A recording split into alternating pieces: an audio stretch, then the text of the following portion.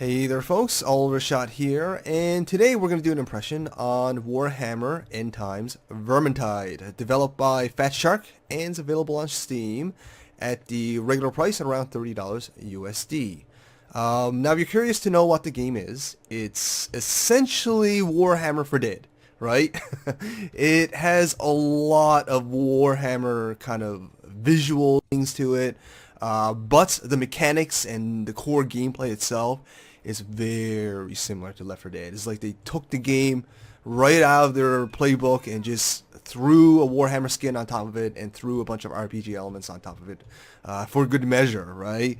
That's not necessarily a bad thing. We'll talk more about that, of course.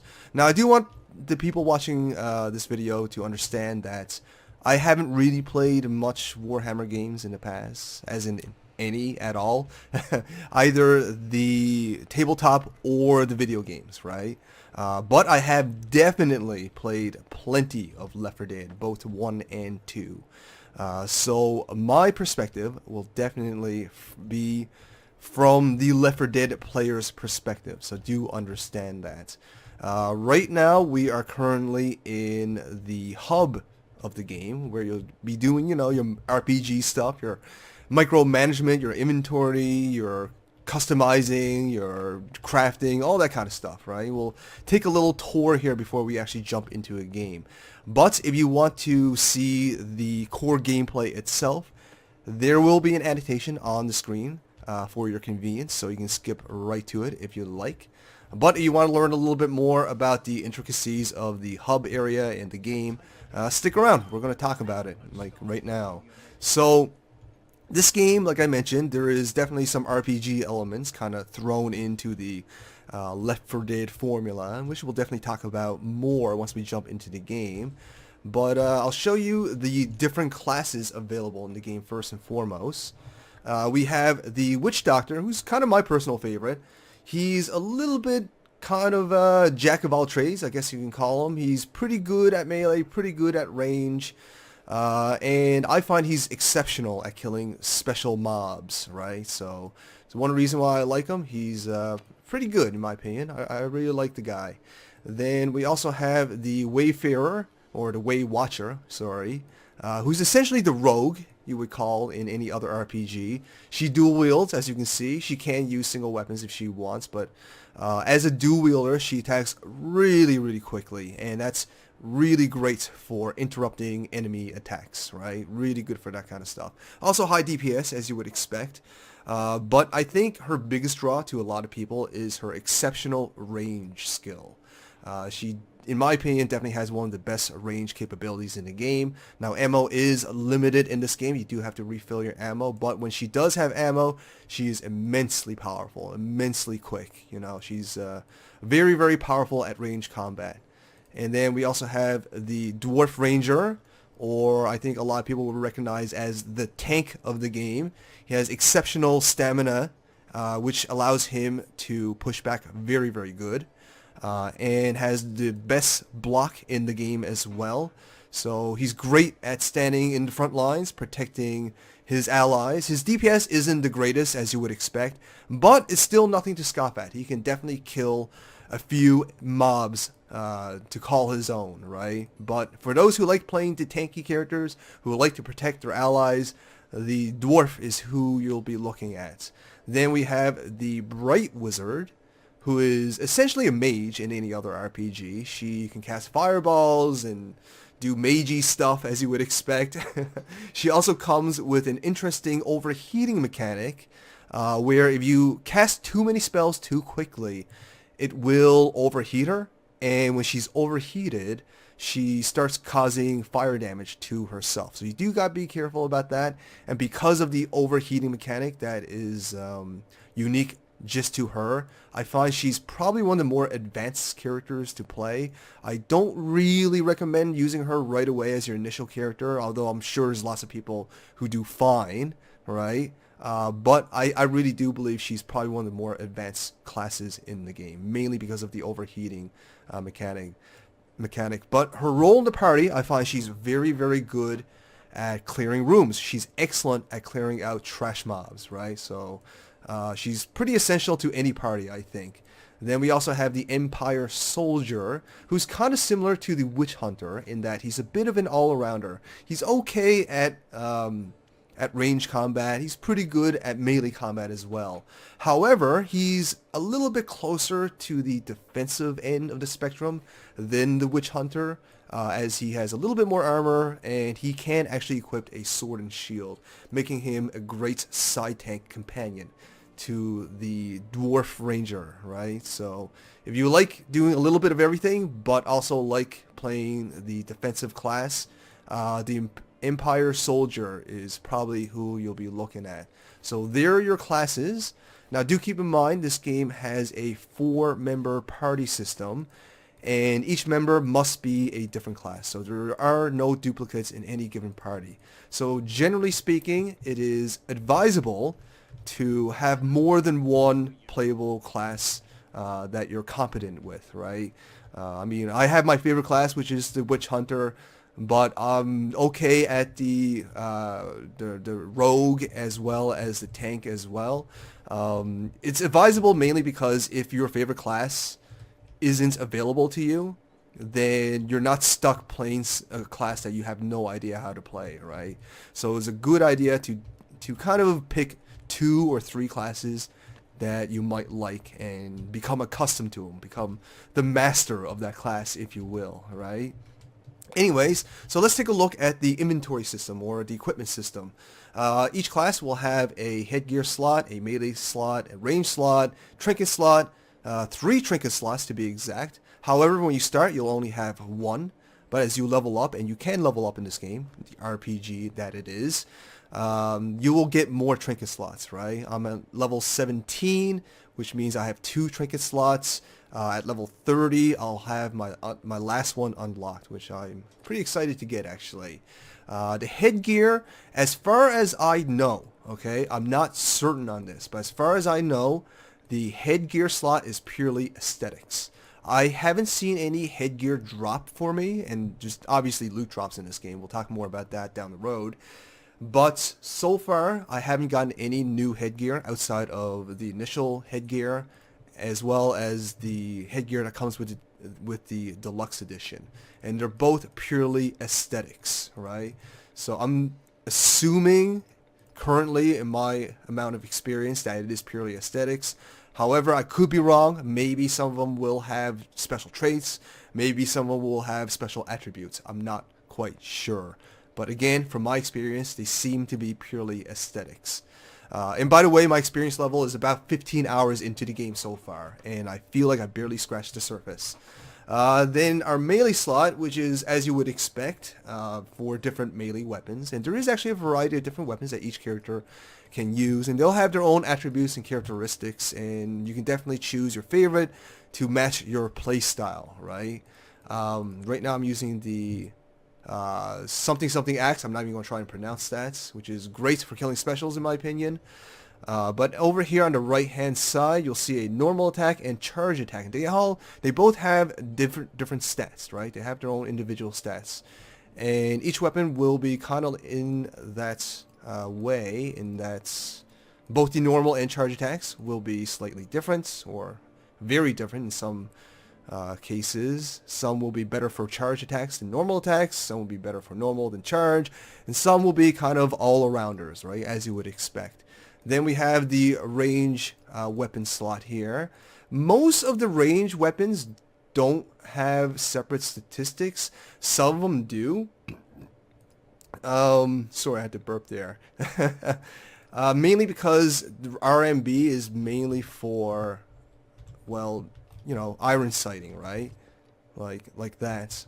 So I don't really understand the charge attack stat, to be honest. They do seem a little different on this range weapon that I'm using right here. No, actually this one is exactly the same. So yeah, some of them have the exact same because they don't have a charge attack. Some of them will have a special trait if you hold RMB instead of iron sighting.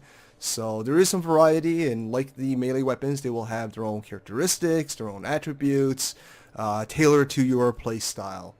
Then we also have the trinket slots, which is kind of interesting. They generally don't have stats attached to them. Rather, they have special traits, right? Like I'm using the rack of enhanced vials or veils or whatever. When drinking a potion of speed or strength, the effect will spread to all allies within 15 meters, but the duration is decreased by 33%. So they give kind of like interesting little side buffs, if you will. And some of them have a probability chance, some of them are consistent. Like this one's consistent. I'll always give my friends the buff that I take from that special potion, as long as they're in 15 meters within me, right? However, some are probability based, such as this home brewer. When drinking a potion of speed or strength, there is a 20% chance that it won't be consumed, so I can use it again. Great little synergy thing, kind of thing that I got going on here. You know, if I drink a special potion and I don't use it, that's great. And it also buffs my entire party, which I really, really like. I like this little combination I got going here. And of course, with more trinket slots, you can synergize more trinkets, right? So that's why you really want to unlock those trinket slots. Then we already discussed the headgear. I think is purely aesthetics. But anyways, that's generally how the equipment and class system works. Over here, you'll have the forge. This is where you'll be doing a lot of micromanaging, right? The fuse option essentially allows you to combine 5 weapons of a similar rarity, whether it be white, green, blue, or orange. I don't have any orange right now. And it'll give you a weapon of a higher rarity. I'm not quite sure what happens when you combine 5 of the highest rarities, as I'm not that far into the game, but generally that's how it works. So it's a great way to recycle unused items for better items. This is the upgrade screen here, and this is really interesting. Like some of these weapons here, especially the uncommons and the rares, they'll have special traits to them, right? Like this one here, the axe I'm using, gives me endurance. When hitting an enemy, there is a 12.5% chance that a player will replenish stamina. Very good for recouping for the sake of blocking or shoving, you know. And I can also unlock another trait called Killing Blow, where it gives me a 15% chance to instantly slay any man-sized enemy with a normal attack, right? So that's pretty good. I haven't unlocked this yet. I'm definitely working on it. But the way to unlock it, you simply have to break down certain weapons. Like you break down a white weapon, it'll give you a white gem. You break down a green weapon, it'll give you a green gem. You break down a blue weapon, it'll give you a blue gem, right? As you would expect. So let's say I wanted to upgrade this, right? It'll tell you right there, it'll require 3 green gems in order to get this upgrade. So that's how you'll be upgrading your weapons, to unlock these kind of special traits. Over here is the salvage, right? So this is how you're going to actually break down the weapons. You just right click here or just left click here and choose the weapon you want to break down. I don't want to break down any right now, but that's generally how you do it, and that's how you're going to get the gems. So let's get out of this. So that's generally how the hub area will work. That's generally how your micromanagement will work in this game. There's definitely lots of loot to be found, lots of loot to break down and improve upon, and all that kind of good stuff. So hooray, RPG elements. Over here is the map. This is where you'll be selecting where you want to play, your difficulty and all that kind of stuff. I normally play on hard, especially with friends that I know, but for the sake of this impression, we're going to just play on normal, just to make things nice and reasonable while I commentate so I don't die all over the place. And for the sake of time, we're going to just choose any map and play. We're going to just jump into it right now. So the community is actually pretty good in this game. It doesn't take long to find a game normally. And before I even can finish my sentence, I am jumping into a game. That's great. Okay. And okay, these guys are still in the hub area, and this guy looks AFK'd, and he just left, so I'm gonna leave as well. So sometimes that will happen, pick up groups or public games. You know how it is, right? It's a little bit of a mixed bag, if you will. I definitely kind of recommend finding a group of friends to play with, some people that you can trust, that you can rely upon, as this is definitely very co-op oriented. But for the most part, pickup groups or public games, they're fine for funds, to be honest. I haven't had too much issues, although sometimes You know, you find bad players and they're just big derpaders, right? But like I said, to minimize the mixed bagness of joining public games, I definitely recommend finding a group of friends that have an interest in this game. Now, for those who like Left 4 Dead, I'm going to show you why I compare this game to Left 4 Dead. It's very, very similar to it. Now, let's see, where are we? Stand your ground. So we have to protect the well. There's one of my partners there. So instead of zombies, we have rats, right? That's what we're going to be killing. And, oh god, this guy's an elite. He's kind of a pain in the ass. He has a lot of armor. Luckily, my class is very good at killing elites. Most of his weapons have armor penetration. So that basically allows me to ignore his armor and just do full damage, which is great. Let's see here. Where is my friends? There they are. Okay, defend the well is actually over there. My life is a little low. I'm going to drink this pot here, this potion. It works very similar to like a first aid in Left 4 Dead. However, unlike Left 4 Dead, I don't believe there's a black and white phase. Like, I don't think there's a limit to how many times you can go down. I think you can go down as much as you want, pretty much, as long as there's somebody to pick you up. You should be okay. And to that end, it's always a good idea in this game and in Left 4 Dead to stick together. Don't stray too far apart. Otherwise, you'll kind of screw over your party, to be honest. Because you won't be able to help them very efficiently. You won't be able to pick them up when they go down. And all that kind of stuff. So, much like Left 4 Dead, it shares some similar kind of co-op strategies. You know, stick together, corner up, know the map, know your enemy, and all that kind of stuff, right? Alright, so we got stand our ground and save this well. So far, so good. These guys seem to know what they're doing for the most part, hopefully.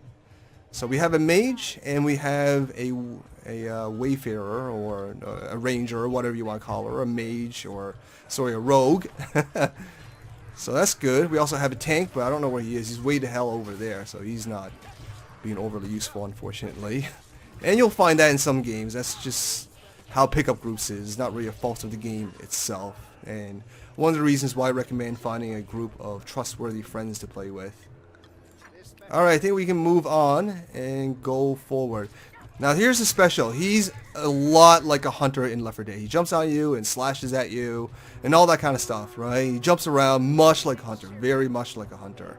The only differentiating characteristic of him and a hunter in Left 4 Dead is that that ninja rat, I forget what his actual name is, but that ninja rat, I'm gonna just call him that, he can teleport after you hit him initially and when you get him off a friend, right? So you kind of want to kill him quickly if you possibly can, otherwise he'll keep tracking you down.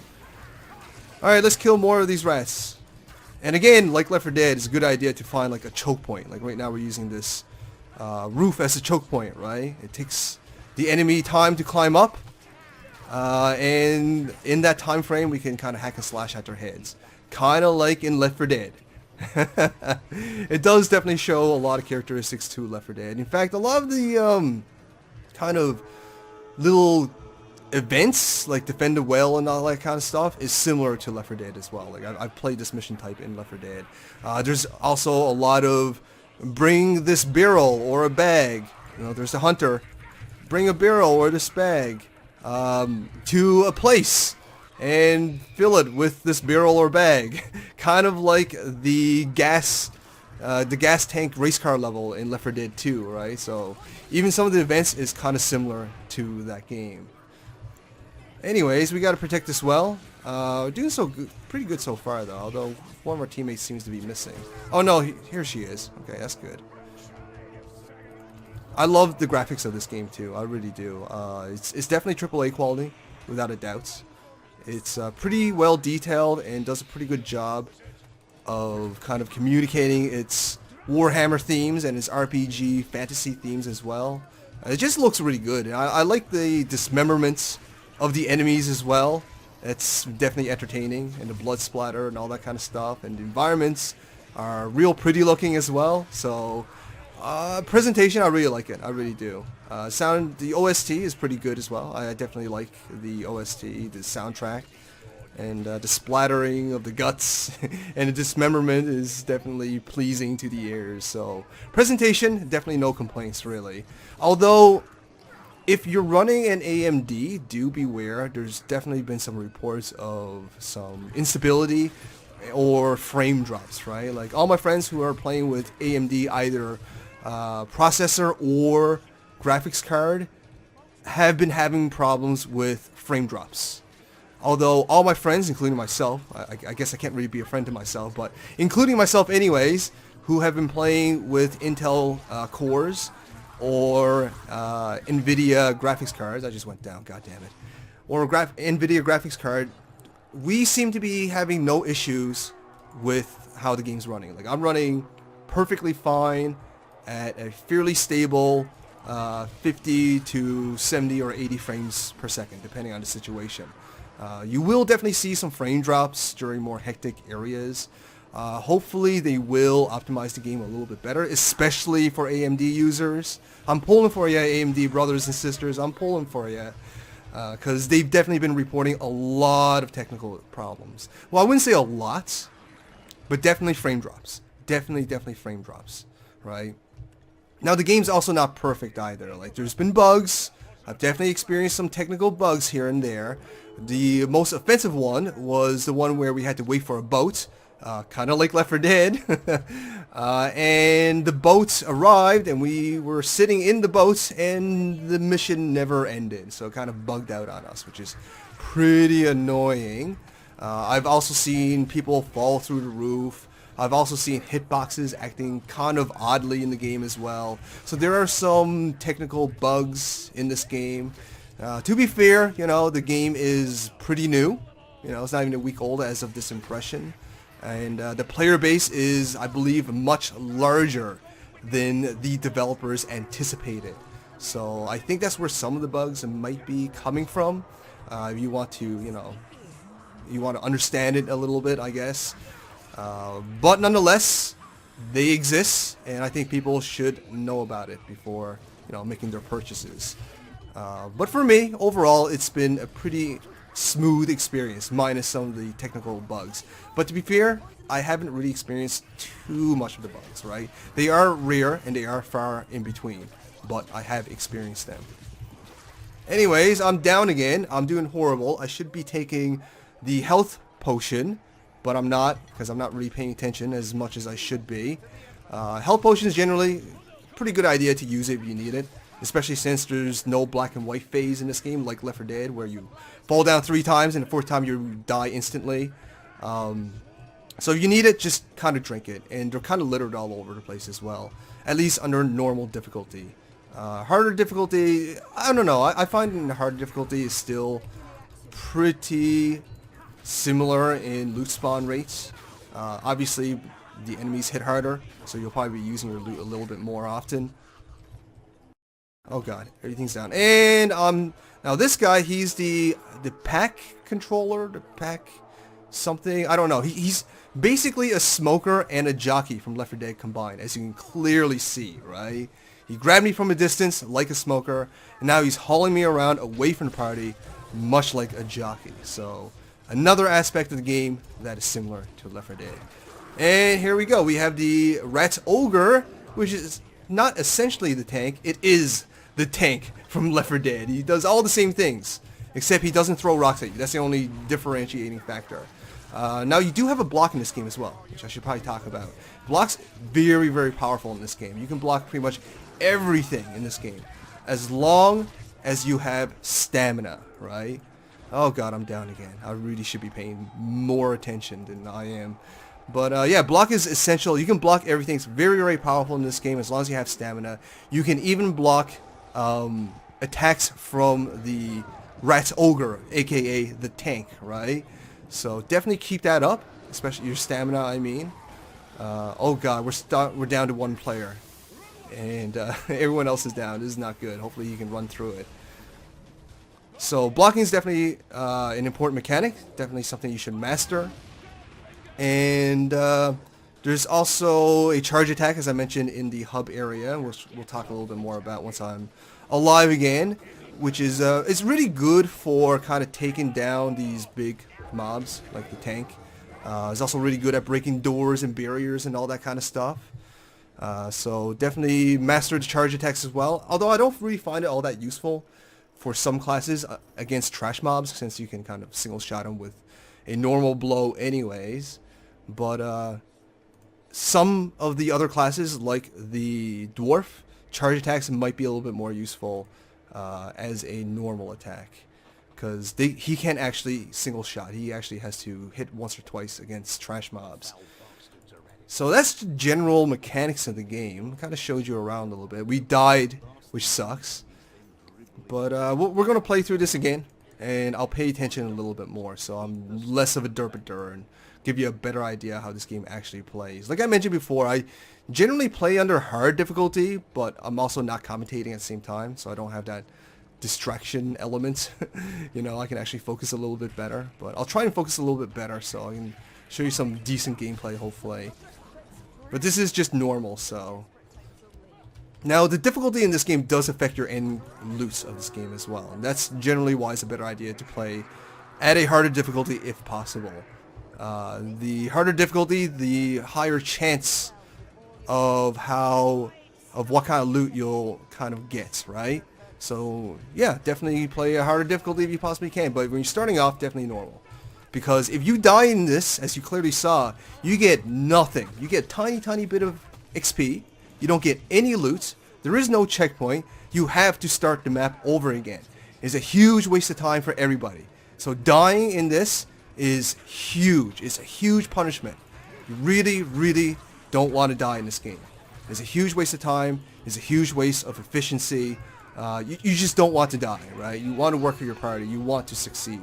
You want to at least get a white weapon out of the deal. You know, at least you can trash that white weapon and make it into something a little bit better down the road, right? Alright, let's take care of these mobs here. And let's suck a whole lot less. I think that's going to be our goal. Oh god, I love the dismemberment in this game. It's just so entertaining to watch. And some of the ragdolls can be kind of funny when they react a little bit odd. But overall, the ragdoll's actually done pretty well, I think, in my opinion. Anything in here, I wonder? Generally a good idea to kind of look around as well, because you can find extra dices. And at the end of the game, right, if you actually can finish a level, your loot is based on dice roll probabilities, and you can actually see the dice roll. So you can find dice as you play, and with more dice you'll have a higher probability of getting better loot. So exploring is a good idea. Knowing the maps and knowing where the consistent dice spawns are spawned is definitely a good idea. And there's a few ways, or a couple ways, to get more dice. There's the random loot drop, where you can just pick up new dice as you play. You can also get grimoires. I think that's what they're called. Yeah, grimoires, where it'll replace your special potion slots. And that'll give you a dice if you carry it all the way to the end. And you can also get tomes, which will replace your health slots. And if you can carry that all the way to the end, you will get an extra dice out of that as well. And there are multiples of them. So if you have 3 players carrying a tome each, you'll get 3 dice at the end of the match. So it's definitely a worthwhile idea to understand the map, to know where the consistent spawns are. And if you're new, it's definitely worth exploring the map to find those spawns. And it's also a good idea to just kind of check around, even if you become a vet of the game, because random dices can spawn in certain areas, right? But you will have to kind of balance time efficiency per loot grind, right? So that'll be completely up to you how you balance and manage that.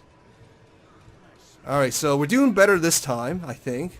This is ammo, so I don't need that. I'll save it for anyone else, just in case. Oh, there's an elite. And he's dead. Very good. Oh, I love the gore in this game. I really do. It's absolutely fantastic. There goes another elite. Very good. Which way, guys? This way? Alright, let's do this. So this time we're sticking together a lot more, right? We're following each other's tail. I think the mage is kind of leading the way, which is fine. It's definitely a good idea to have a leader to help lead the way. Oh god, we have a gunner. These gunners are really annoying. They do a whole bunch of damage, right? A whole bunch of damage. They don't have a lot of health. Like, they kind of killed him already before I even could talk about it. Oh, no, I didn't. He's up there. Okay. They don't have a lot of health. However, they do a lot of damage. And the balance to that is that they will focus only on one player, right? And because of that, it will require some teamwork. Basically, one player is focused on. He's sort of the pseudo-tank for the gunner. He hides in a corner or behind obstacles or something like that. And the other players essentially mow the gunner down, right? So that special will absolutely require teamwork. So again, definitely want to work together in this game. It's teamwork oriented. Absolutely is very, very teamwork oriented.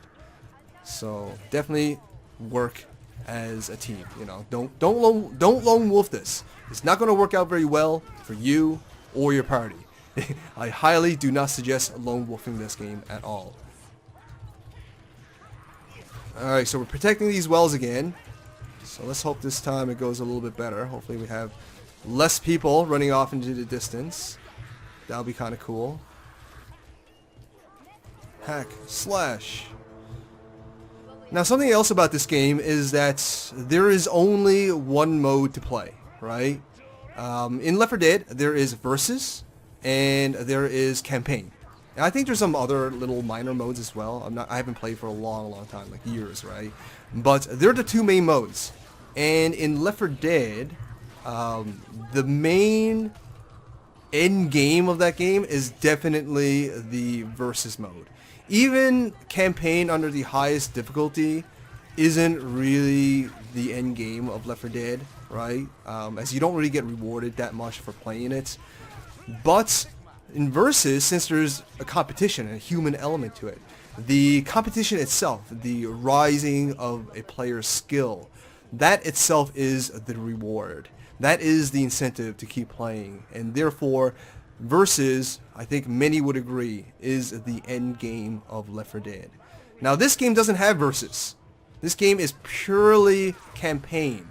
So it is the loot grind, the loot that you get at the end of the map, that is the main incentive for any player to keep playing. That's all fine, and initially it seems like a reasonable end game. However, there are things I speculate, and I want to emphasize, I am speculating because I haven't experienced the end game of this game yet. But I'm speculating that this game might not be as strong, that might not have as strong of an end game as Left 4 Dead, because it doesn't have that human competitive element. It's purely based on loot grinds. And in this game, what I'm afraid of is that because the loot grind is so important, because that's the main incentive, I'm afraid that players will find the most easy map, the shortest map to play under the hardest difficulty, and just farm that map over and over and over again. Now this game's already have some criticisms of it being monotonous, especially by players who's not familiar with games like Left 4 Dead. And if I'm right about the end game, about the one area loot grind that you see in a lot of loot grindy RPGs, then that becomes even more emphasized of a problem, right? Also, another potential problem with the end game, with only the loot grind as the incentive to keep playing, is that what happens when the player have all the high-end weapons that he wants? What happens when it's all upgraded and all that kind of jazz? What happens when the player maximizes the game? When it's completely min-max to all ends, right? What do you do then? Do you just play for fun? Or is there another kind of loot grind system that I don't know of that keeps the player playing? I'm not quite sure. As I mentioned before, I haven't experienced the end game. I'm kind of speculating right now based on the information that I have and the experience that I've played so far. But these are potential problems to the end game that I perceive so far. And I'm curious to know how Fat Shark will address these potential problems, right? Again, without the versus mode of Left 4 Dead, the human competitive elements to keep the player playing, then yeah, I can kind of see a potential weak end game. But to be fair, like I said, I got over 15 hours into the game, and I feel like I barely scratched the surface. So by the time the player reach that high end of the loot grind to maximize almost everything, that you're talking about dozens, if not hundreds of hours, right? So it's still a fair amount of content, even if the end game is weaker than Left 4 Dead. And again, I am only speculating about the end game. I haven't actually experienced it yet, so take it with a pinch of salt.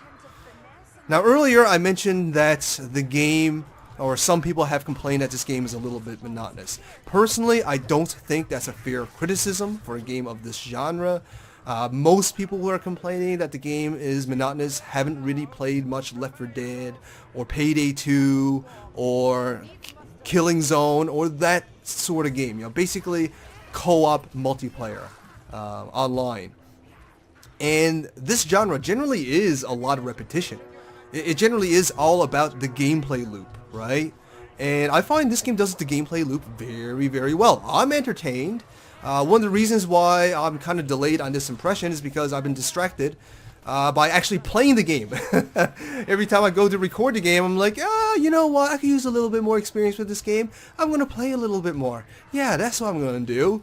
And I end up pushing it back and pushing it back and pushing it back. But this is not a bad thing. This is a testament to how much I'm actually enjoying the game. And I'm very much enjoying the game, especially as a previous Left 4 Dead fan, right? It's about time that we got a new Left 4 Dead, honestly. It's been, what, 4 years? Oh, God. I'm down again. Okay, I'm going to pay attention. I'm going to pay attention. Oh, God. Anyways, see how I'm down anyways. It's been, what, like 4 years since the last Left 4 Dead? And now that I'm playing this game with RPG elements, it really does feel very, very natural. It seems to make a lot of sense. And why is he leaving me? I'm right next to you. Why? Anyways. Yeah, now that I'm playing basically Left 4 Dead with RPG elements, it just makes a lot of sense. It works. It really, really does work. But I kind of think that one of the reasons this game doesn't have versus is for balance sake, right? Since you can't equip different loot systems and stuff like that. Since not everyone is objectively equal in this game. Maybe that's why it doesn't have a versus mode. I'm just speculating right now. But regardless of that, I do like the loot grind in the game. I do like the gameplay loop of the game. I am very much enjoying the game. It's not perfect. You know, like I mentioned, there's some technical hitches, especially for AMD users. There's some bugs, right? And I can see some perceived potential endgame problems with the game, right? So it's not perfect, but I am very much enjoying it. In the time that I've played it, I really do like the game, and based on my experience so far, I do definitely recommend it. We're going back to the end. I'm not going to jump back into it. Unfortunately, I can't show you what happens when you actually finish the level, but I did explain it earlier where you roll dice, and based on your dice roll, that will decide on the quality and the loot that you will get, and that's generally how you will get new loot. But that's basically Warhammer Vermintide. Very, very good, I think. Very, very good, in my opinion. But do keep in mind, I am a Left 4 Dead fan, so I guess I'm a little bit more inclined to like this gameplay style than others. But even with that said, I think a lot of people can get a lot of enjoyment out of the well-designed gameplay loop that this game have designed. I think the RPG elements are fairly strong for a game of this type. You know, it's not a pure RPG, considering. I like the classes in this game. I find them all very unique and entertaining to play. And yeah, I really do like it. Not perfect, like I mentioned before. Technical hitches, potential endgame problems, and also very punishing as well. If you die and if you don't succeed in a map, it's a huge waste of time. It's very frustrating, you know. In Left 4 Dead, there are checkpoints. In this game, there is not. So do be aware of that. There is some frustration with the game, especially if you die a lot, because you're not going to get loot, you're not going to get experience. So yeah, there you go. That's basically Warhammer Vermintide. Excellent. I recommend it. I really do. Especially if you're not Warhammer fan. Especially if you're a Left 4 Dead fan. If you're a Warhammer fan, I can't really speak on that, seeing how I don't have any experience with that franchise. But I can say it's probably the most removed from the franchise in the series, so be aware of that as well. But I'm going to end the impression here. I think I kind of said everything I want to say about the game. And yeah, there you go. Hopefully you folks found this interesting, informative, and hopefully enjoyable. And if you did, show me some love, like, share, fave, and comments. If you haven't already, subscribe. I'll bring you lots more video games just like this. Thanks for watching, everyone. All the shout outs.